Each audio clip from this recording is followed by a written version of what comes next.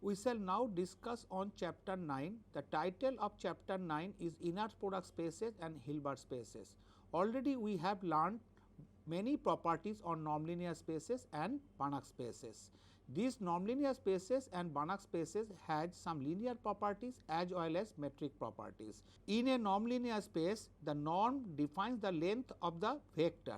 Besides this, there is another geometric concept which is the main thing is the linear spaces, that is the angle between the two vectors. Here we shall learn on some properties on inner product spaces and Hilbert spaces. Basically, Hilbert spaces was done by Hilbert. He is a German mathematician, and then axiomatic theory was developed in inner product spaces by J. von Neumann. Now, we shall go on module 1 of chapter 9. We shall now discuss on module 1. The title of module 1 is inner product spaces. Let us take a definition. Let X be a linear space over a field of complex numbers.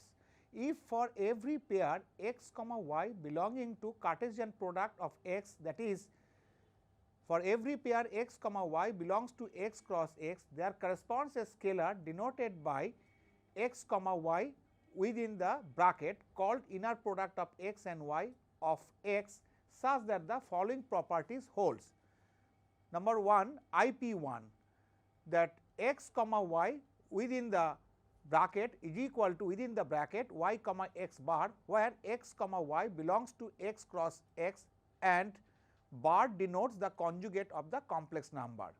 Second axiom, IP2, for all alpha belonging to C, alpha x, y within the bracket equal to alpha within the bracket x, y for all x, y belongs to x cross x.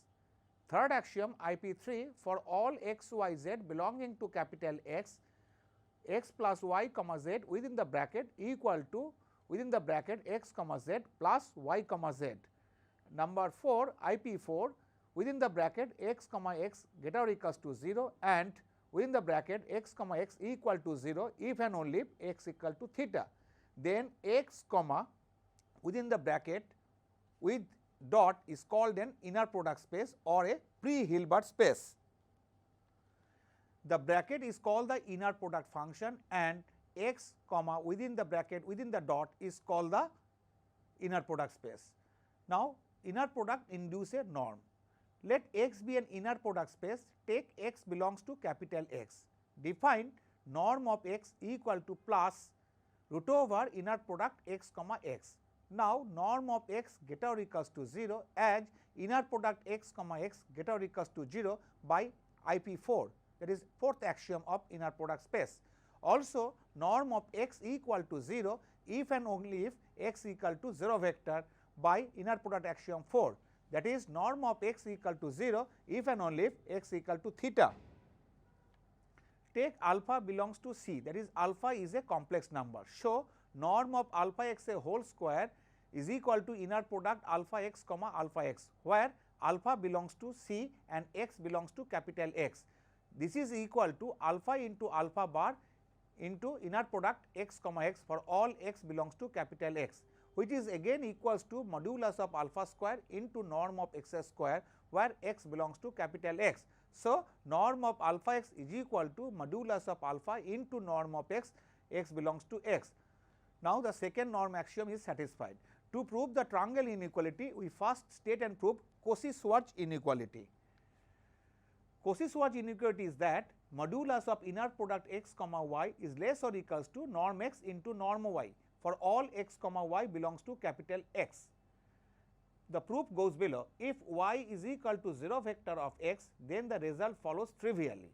If y is not a 0 vector, then for every scalar lambda belongs to complex number C, inner product x plus lambda y, x plus lambda y is always greater or equals to 0, which on simplification it gives inner product x, x plus inner product x, lambda y plus inner product lambda y, x plus inner product lambda y, lambda y is greater or equals to 0 by inner product axiom 3, which gives inner product x, x plus lambda bar inner product x, y plus lambda into inner product y, x plus norm of lambda y whole square, which is again greater or equals to 0, which implies norm of x square plus lambda bar inner product x comma y plus lambda into inner product x comma y bar plus mod lambda whole square into norm of y square, which is again get out equals to 0. Take lambda equal to minus inner product x comma y divided by y comma y, as y not equal to theta. So, inner product y comma y is not equal to 0. So, norm of x square minus inner product x comma y bar into inner product x comma y divided by norm of y whole square minus inner product x comma y into x comma y whole bar divided by norm of y whole square plus modulus of inner product x y whole square divided by norm of y whole to the power 4 into norm of y square is get out equals to 0. This on simplification we get norm of x whole square minus modulus of inner product x comma y whole square divided by norm of y whole square minus modulus of inner product x comma y whole square divided by norm of y whole square plus modulus of inner product x comma y whole square divided by norm of y whole square get out equals to 0. So, norm of x whole square minus modulus of inner product x comma y whole square divided by norm of y square get out equals to 0. This implies that norm of x square into norm of y square get out equals to modulus of inner product x comma y whole square. So, norm of x into norm of y get out equals to modulus of inner product x comma y. So, modulus of inner product x comma y is less or equals to norm x into norm of y. So, the Cauchy-Schwarz inequality is established. Sometimes this inequality is abbreviated as CS inequality. We see that equality sign will hold if and only if in the above derivation inner product x plus lambda y comma x plus lambda y equal to 0 implies norm of x plus lambda y whole square equal to 0. This implies that x plus lambda y equal to theta x, that is x and y are linearly dependent. We shall now prove triangle inequality for norm. Now, for all x comma y belongs to capital X, norm of x plus y whole square equal to inner product x plus y comma x plus y, which is equal to inner product x comma x plus inner product x comma y plus inner product y comma x plus inner product y comma y, which is equal to norm of x square plus norm of y square plus inner product x comma y plus inner product y comma x. So, norm of x plus y whole square is equal to modulus of norm of x square plus norm of y whole square plus inner product x comma y plus inner product y comma x, which is again less or equals to norm of x whole square plus norm of y whole square plus modulus of inner product x comma y plus inner product y comma x, which is less or equals to norm of x square plus norm of y square plus 2 into norm of x into norm of y. This comes from Cauchy-Schwarz inequality. So, norm of x square plus norm of y square plus 2 into norm of x into norm of y is equal to norm of x plus norm of y whole square. Thus, we get norm of x plus y less or equals to norm x plus norm y. So, the third norm axiom is satisfied. Hence, inner product induces a norm and consequently, every inner product space is a norm-linear space. Now, we get a remark. So, every inner product space is a metric space and the metric induced by inner product is defined as follows. For all x comma y belongs to capital X, define D from x cross x to R by dxy equal to norm of x minus y is equal to plus root over inner product of x minus y comma x minus y. This is equation number 3. Now, we get a theorem, every inner product function is a continuous function. Equivalently, if f is a function from x cross x to C defined by f x y equal to inner product x comma y for all x comma y belongs to capital X, then f is continuous. Let capital X be an inner product space, define a map f from x cross x to C by f x y equal to inner product x comma y for all x comma y belonging to capital X. Now, take sequences x n and y n in x such that x n goes to x as n tends to infinity, y n goes to y as n tends to infinity. That means, norm of x n minus x tends to 0 as n tends to infinity and norm of y n minus y tends to 0 as n tends to infinity. As x n goes to x as n tends to infinity, norm of x n goes to norm of x as n tends to infinity, because norm function is continuous. So, sequence of norm of x n are bounded because every convergence sequence is bounded. So, there exists a constant m greater than 0 such that norm of x n less or equals to m for all n.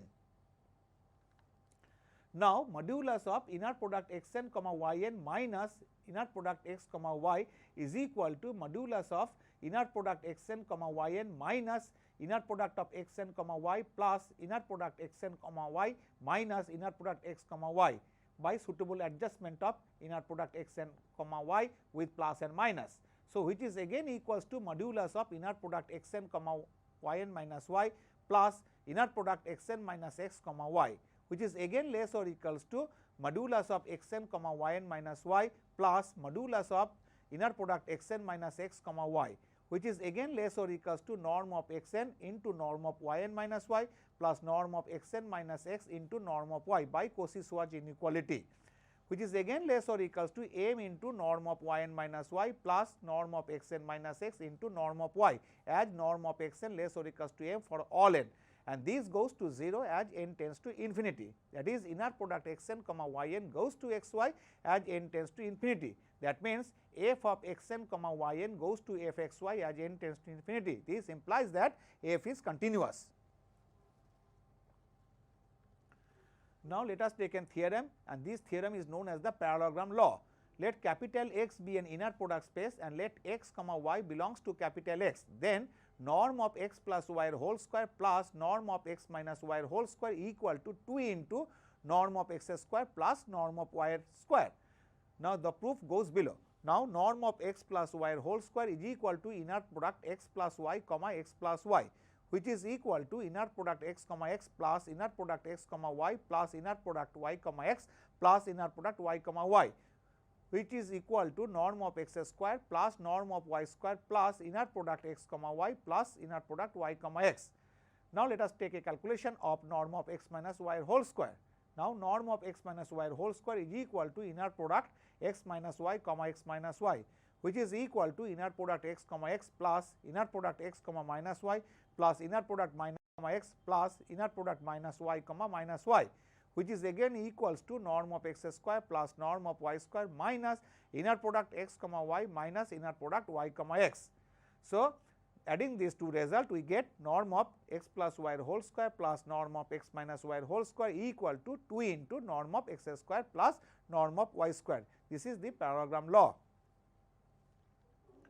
Now, we get a theorem. That theorem is known as the polarization identity.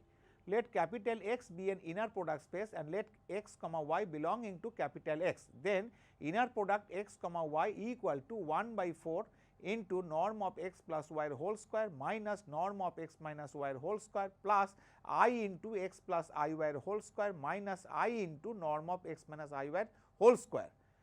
Now, let us take a theorem. Let capital X be an inner product space, then every Cauchy sequence is bounded. Number 2, if sequence x n and sequence y n are two Cauchy sequences in capital X, then sequence inner product x n comma y n is also a Cauchy sequence in space of all complex numbers and hence convergent in C. Now, we shall go for a proof of 1. Let sequence x n be a Cauchy sequence in X, then for epsilon equal to 1, there exists a positive integer capital N such that norm of x n minus x m less than 1 whenever n comma m is greater or equals to capital N. In particular, norm of x n minus x n less than 1, that is norm of x n minus x capital N less than 1 whenever n greater or equals to capital N.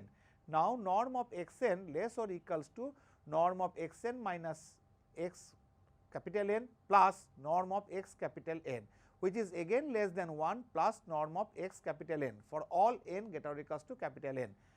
Let us take m equal to maximum of norm of x1 comma norm of x2 comma dot dot norm of xn minus 1 comma norm of xn plus 1.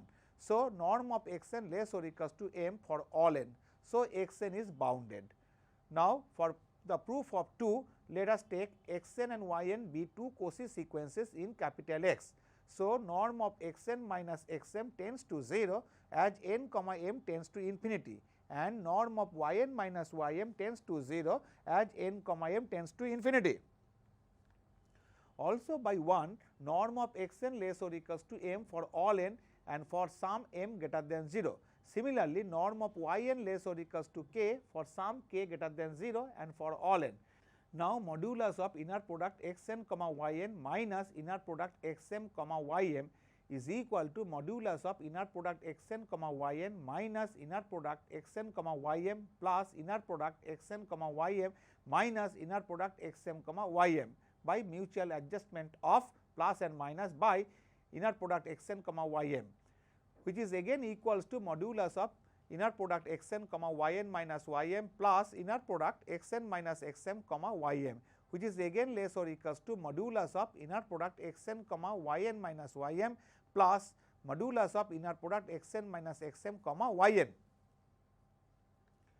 which is again less or equals to norm of xn into norm of yn minus ym plus norm of xn minus xm into norm of yn by Cauchy-Schwarz inequality, which is again less or equals to m into norm of yn minus ym plus k into norm of xn minus xm, which goes to 0 as n comma m tends to infinity. This follows that sequence of inner product xn comma yn is a Cauchy sequence of scalars in C, as space of all complex numbers is complete with respect to the usual metric. So, sequence inner product xn comma yn is convergent in C. A complete inner product space is called a Hilbert space, that is an inner product space capital X which is complete with respect to a metric D from x cross x to R induced by the inner product on x cross x, that is dxy is equal to inner product x minus y comma x minus y to the power half for all x comma y belongs to capital X. Up to this, in this module we have learned that every inner product gives a norm. So, every inner product space is a nonlinear space, and that is why every Hilbert space is a Banach space. Now, we shall now prove a theorem that a Banach space is a Hilbert space if and only if parallelogram law holds in it.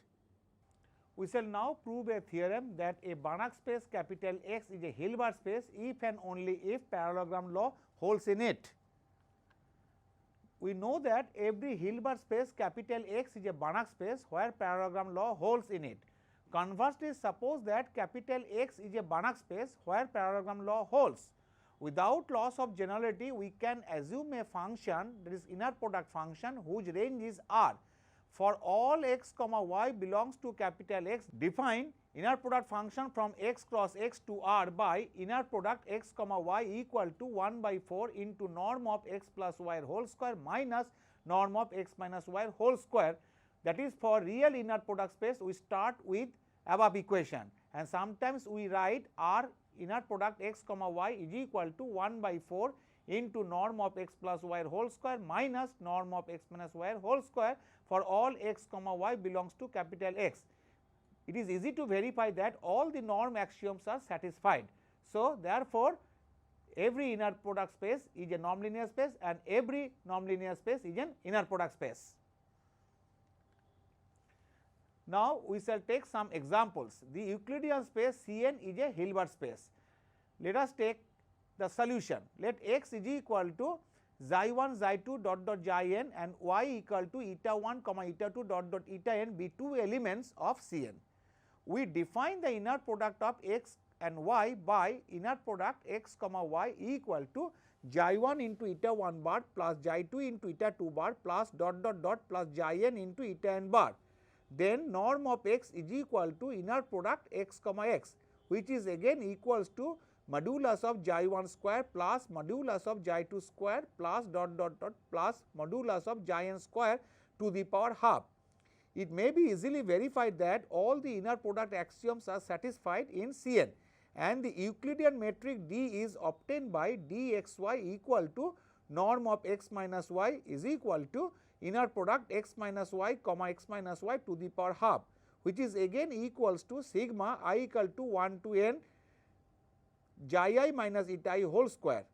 With respect to this metric, we can at once see that Cn is complete so as to make Cn a Hilbert space. The space L2 is a Hilbert space. Let x is equal to sequence xi and y is equal to eta I be two elements of L2. We define the inner product of x and y by inner product x comma y is equal to sigma I equal to 1 to infinity xi I into eta I bar. Convergence of the series on the right hand side follows from the fact that x belongs to L2 and modulus of xi I into eta I bar is less or equals to mod of xi I square by 2 plus eta I square by 2. Then norm of x is equal to root over inner product x comma x, which is equal to sigma I equal to 1 to infinity modulus of xi I square to the power half. It can be easily shown that all the inner product axioms IP1 to IP4 are satisfied in L2. The metric D of L2 is defined by dxy is equal to norm of x minus y is equal to inner product x minus y comma x minus y to the power half, which is equal to sigma I equal to 1 to n modulus of xi I minus eta I square to the power half. Already we have seen that with respect to this metric, we can at once see that L2 is complete, so as to make L2 a Hilbert space. But for 1 less or equals to p less than infinity, LP where p not equal to 2 is not a Hilbert space. So, this follows by the following example. For 1 less or equals to p less than infinity, LP where p not is equal to 2 is not an inner product space and hence not a Hilbert space, because here parallelogram law does not hold. Let us take a solution. Let x is equal to 1, 1, 0, 0 dot dot belongs to LP and y is equal to 1, minus 1, 0, 0 dot dot belongs to LP. Then norm of x is equal to norm of y equal to 2 to the power 1 by p, and norm of x plus y is equal to norm of x minus y equal to 2. Now, we see that if p not equal to 2, the parallelogram law does not hold. Hence, 1 less or equals to p less than infinity, where P not equal to 2. So, it is not an inner product space and consequently, it is not a Hilbert space. Only for p equal to 2, it is a Hilbert space, because here parallelogram law holds. The space CAB of all real valued continuous functions in the closed interval a comma b is not an inner product space with respect to the sup norm and hence not a Hilbert space. Also, we shall see that here parallelogram law does not hold. In an inner product space, parallelogram law holds, but CAB is a nonlinear space. Also we know that CAB is a Banach space with respect to the sup norm. Already we have introduced with a famous theorem that a Banach space is a Hilbert space if and only parallelogram law does not hold, but the parallelogram law does not hold here. So, in this case we take the solution by the following way. Here the norm defined by norm of x is equal to supremum of modulus of xt and supremum is taken over the closed interval a comma b, because CAB is equipped with the sup norm. Take xt equal to 1, there is constant function for all t belongs to AB. So, x is a continuous function. So, x belongs to CAB and yt equal to t minus a divided by b minus a for all t belongs to closed interval a b. Also, y is a continuous function over the closed interval a comma b. So, y belongs to CAB. Now, norm of x equal to 1 with respect to the defined norm, that is the sup norm. Here xt is equal to 1 constant function which is equal to 1. So, sup is always 1. So, norm of x equal to 1. Also, norm of y equal to 1. If we take norm of y equal to supremum of modulus of t minus a by b minus a and supremum is taken over the closed interval a comma b, and it is easy to see that norm of y equal to 1. Also, we can see that norm of x plus y equal to 2 and norm of x minus y equal to 1. By simple calculation, we see that the parallelogram law does not hold in it. Hence, CAB is not a Hilbert space. The space capital L2 AB, the space of all square integrable functions over AB is a Hilbert space. Define the inner product on L2 AB by inner product x comma y is equal to integration a to b modulus of xt into yt bar dt for all x comma y belongs to L2AB, and the norm on L2AB is given by norm of x is equal to root over integration a to b modulus of xt whole square into dt. Also with respect to this norm, it can be shown that L2AB is complete with respect to a metric defined by dxy is equal to integration a to b modulus of xt minus yt whole square dt to the power half. So, L2AB is a Hilbert space. In this module 1 of chapter 9, we have learned some basic preliminaries on inner product space. Also, we have learned a famous theorem, that is a Banach space is a Hilbert space if and only parallelogram law holds in it. Also, we have cited some examples which are inner product spaces and which are not. With this, we now come to an end of module 1 of chapter 9.